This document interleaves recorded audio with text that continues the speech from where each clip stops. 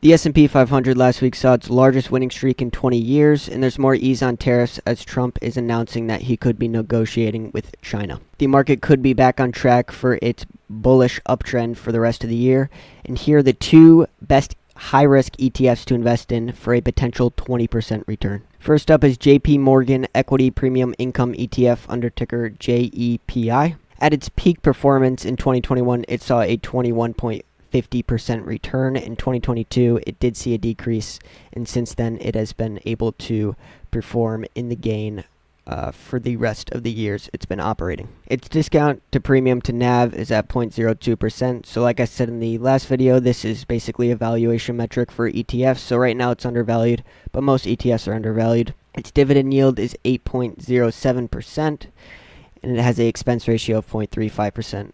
Kind of on the higher side, but it is a active management style, meaning that they turn over the portfolio a lot more than some of the other low-risk ETFs that I explained in the previous video. Its fund flow is $6.62 billion. Its assets under management is $38.71 billion.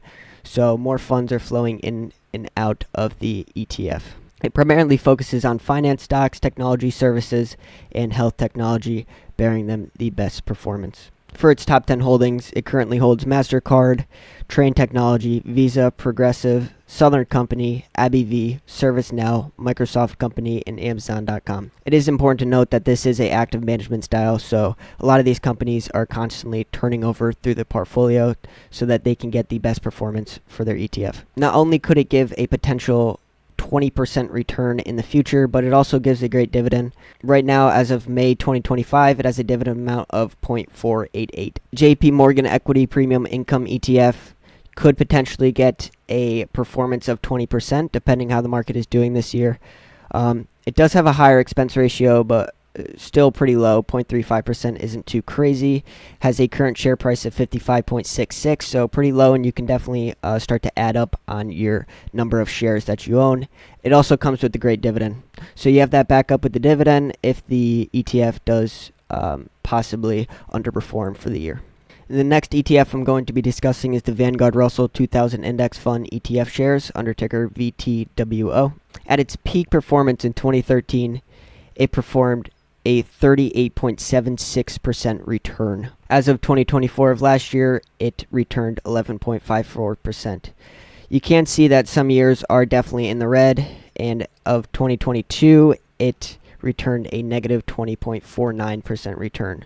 So these are higher risks, but potentially if the market does do well, or the portfolio is doing well with the companies they're currently holding, you could potentially get a 40% return, which is crazy. Its discount to premium to NAV is at negative 0.06%, so very undervalued there. The dividend yield isn't as crazy as the JP Morgan ETF that I just discussed, but 1.43%. It has an expense ratio of 0.07%, so lower than the JP Morgan ETF that I just discussed.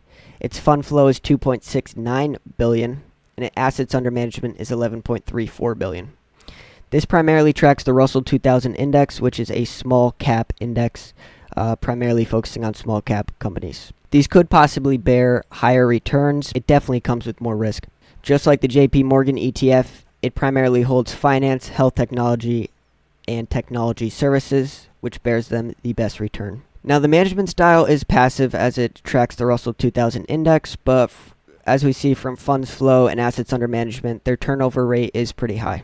Now, it doesn't give as good of a dividend as the JP Morgan ETF. In March 2025, it had a dividend amount of 2.48. So for the Vanguard Russell 2000 ETF, definitely higher risk. This could give you a very, very negative return. But in some years, if the market does well or the ETF is doing well and their portfolio is turning over and they're investing in good companies, this could potentially bear a 40% return, which is insane. So if I were to suggest one high-risk ETF, it would definitely be the JP Morgan Equity Premium Income ETF, just because of the high dividend amount. It gives you some type of relief if the ETF does potentially underperform for the year, and it gives really good returns. So thank you guys so much for watching. These are the two best high-risk ETFs. Please be careful when you're investing in these. It could potentially give you a very negative return depending how the market is doing for that year.